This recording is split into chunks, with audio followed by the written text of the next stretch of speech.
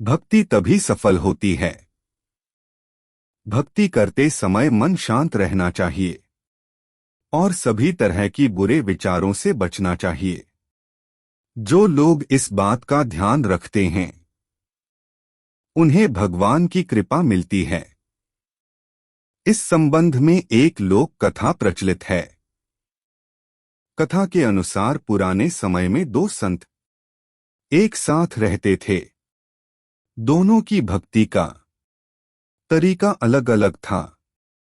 एक संत दिन भर तपस्या और मंत्र जाप करते रहता था, जबकि दूसरा संत रोज सुबह शाम पहले भगवान को भोग लगाता और फिर खुद भोजन करता था।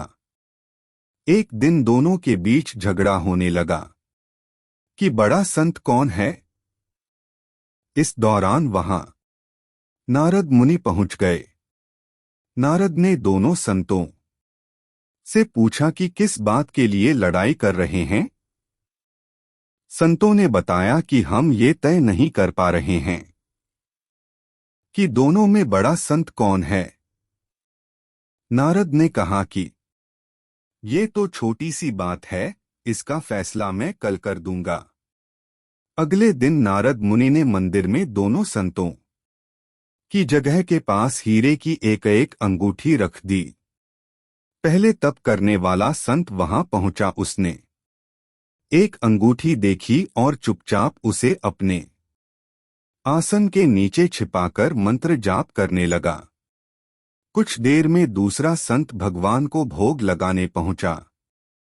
उसने भी हीरे अंगूठी देखी, लेकिन उसने अंगूठी की ओर ध्यान नहीं दिया। भगवान को भोग लगाया और खाना खाने लगा। उसने अंगूठी नहीं उठाई। उसके मन में लालच नहीं जागा, क्योंकि उसे भरोसा था कि भगवान रोज उसके लिए खाने की व्यवस्था जरूर करेंगे। कुछ देर बाद वहां नारद जी आ गए। दोनों संतों ने पूछा कि अब आप बताएं कि हम दोनों में बड़ा संत कौन है। नारद ने तपस्या करने वाले संत को खड़े होने के लिए कहा। जैसे ही वह संत खड़ा हुआ तो उसके आसन के नीचे छिपी हुई अंगूठी दिख गई। नारद मुनि ने उससे कहा कि तुम दोनों में भोग लगाकर खाना खाने वाला संत बड़ा है। तपस्या करने वाले संत में चोरी करने की बुरी आदत है। उसने भक्ति के समय में भी चोरी करने से संकोच नहीं किया, जबकि भोग लगाने वाले संत ने अंगूठी की ओर ध्यान तक नहीं दिया। इस कारण वही संत बड़ा है।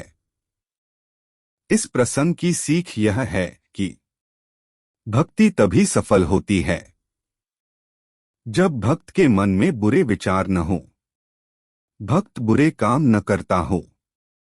जिस भक्त के विचार पवित्र हैं और जो बुरे कामों से दूर रहता है, सिर्फ उसे ही भगवान की कृपा मिलती है।